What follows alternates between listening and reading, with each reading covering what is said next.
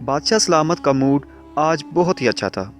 وہ وزیر کی طرف مڑا اور خوشی سے مسکرا کر پوچھا کہ تمہاری زندگی کی سب سے بڑی خواہش کیا ہے؟ وزیر نے یہ سن کر افسردگی سے منہ نیچے کر لیا۔ بادشاہ نے تجسس بھری نگاہوں سے وزیر کی طرف دیکھتے ہوئے دوبارہ پھر اس سے پوچھا کہ بتاؤ تمہاری زندگی کی سب سے بڑی خواہش کیا ہے؟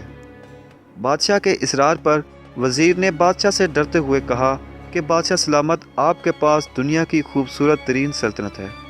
جب میں اسے دیکھتا ہوں تو میرے دل میں حسرت پیدا ہوتی ہے کہ اگر میرے پاس اس کا 10واں حصہ بھی ہوتا تو میں اپنے آپ کو خوش نصیب انسان سمجھتا۔ بادشاہ نے کہا کہ اگر میں تمہیں آدھی سلطنت دے دوں تو؟ وزیر نے حیرانگی سے بادشاہ کی طرف دیکھا اور کہا بادشاہ سلامت، یہ کیسے ممکن ہے؟ میں اتنا خوش نصیب کیسے ہو سکتا ہوں؟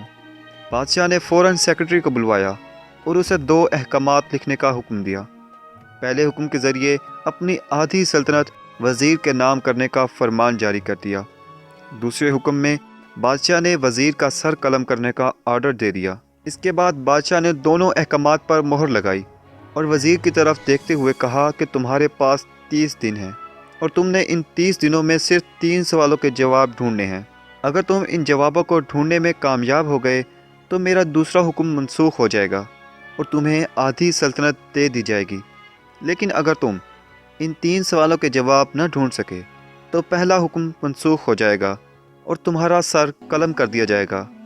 اب وزیر کی حیرت پریشانی میں بدل گئی۔ اس کے بعد بادشاہ نے وزیر سے کہا کہ میرے 3 سوال لکھ لو۔ پہلا سوال، انسان کی زندگی کی سب سے بڑی سچائی کیا ہے؟ دوسرا سوال، انسان کی زندگی کا سب سے بڑا دھوکہ کیا ہے؟ تیسرا سوال، انسان کی زندگی کی سب سے بڑی کمزوری کیا ہے؟ اس کے بعد بادشاہ نے وزیر سے کہا کہ تمہارا وقت شروع ہوتا ہے اب۔ یہ سن کر وزیر نے فوراً محل سے باہر دوڑ لگا دی اور ملک بھر کے دانشوروں کو جمع کیا اور ان کے سامنے یہ 3 سوال رکھ دیے۔ ملک بھر کے دانشور سارا دن بحث کرتے رہے لیکن وہ پہلے ہی سوال کا جواب نہ ڈھونڈ سکے۔ وزیر نے دوسرے دن دانشوروں کی تعداد مزید بڑھا دی لیکن اس کا بھی کوئی فائدہ نہ ہوا۔ اب ہر نئے دن وزیر دانشوروں کی تعداد بڑھاتا جا رہا تھا لیکن کوئی اس کا تسلی بخش جواب نہ دے سکا۔ اب کافی دن گزر چکے تھے اور مہلت ختم ہونے میں کچھ دن ہی باقی رہ گئے تھے۔ اب وزیر مایوس ہو کر دارالحکومت سے باہر نکل آیا۔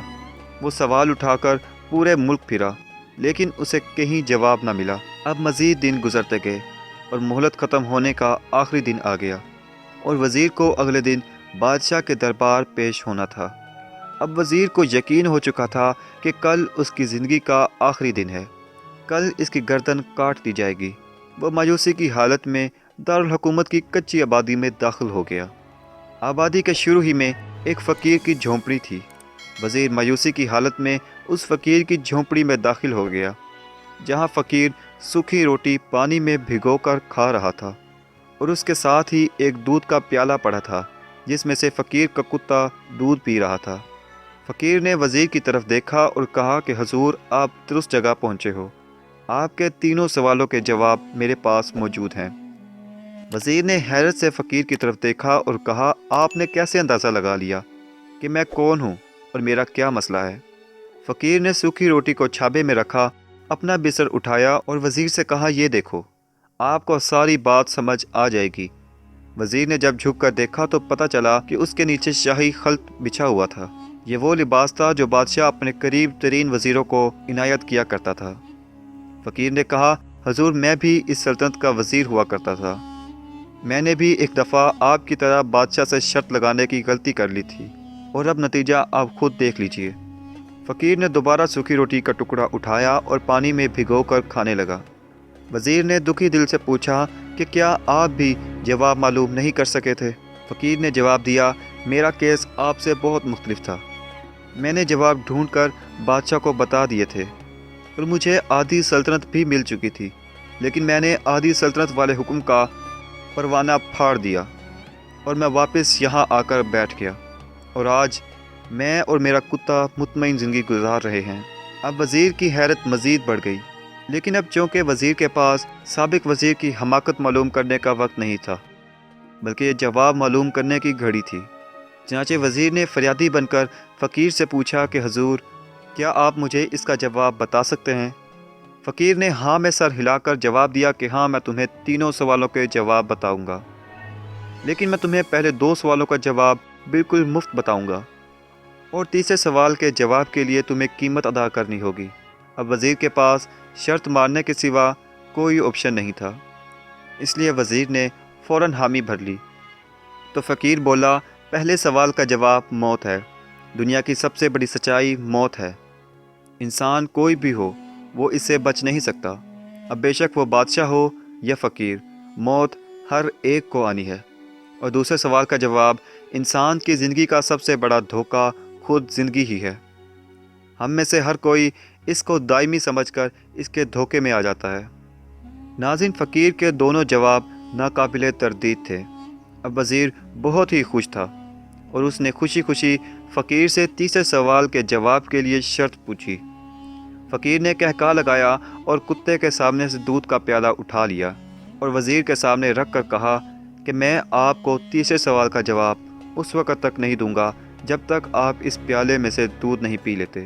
اب وزیر نے حیرانگی سے فقیر کی طرف دیکھتے ہوئے کہا کہ میں کسی صورت بھی کتے کا جھوٹا دودھ نہیں پیوں گا۔ فقیر نے بڑے ہی مطمئن انداز سے جواب دیا کہ ٹھیک ہے، اب تمہارے پاس صرف 2 ہی راستے ہیں، یا تو دودھ پی لو یا پھر انکار کر دو اور شاہی جلاد تمہارا سر قلم کر دے گا۔ اب وزیر پریشان ہو کر سوچنے لگا کہ ایک طرف آدھی سلطنت اور زندگی ہے اور دوسری طرف موت ہے۔ اب وہ سوچتا رہا اور آخر کار جان و مال جیت گیا اور عزت نفس ہار گیا۔ اب وزیر نے دودھ کا پیالہ اٹھایا اور ایک ہی سانس میں سارا دودھ پی گیا۔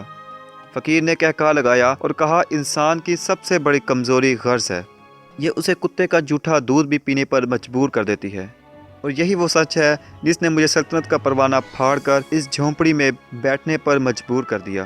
میں سمجھ گیا تھا کہ میں جوں زندگی کے دھوکے میں آؤں گا، میں موت کی سچائی کو نظر انداز کرتا جاؤں گا، اور میں موت کو جتنا نظر انداز کرتا جاؤں گا اتنا ہی غرض کی دلدل میں دھنستا چلا جاؤں گا، اور مجھے روز ہی اس دلدل میں سانس لینے کے لیے غرض کا جھوٹا دودھ پینا پڑے گا۔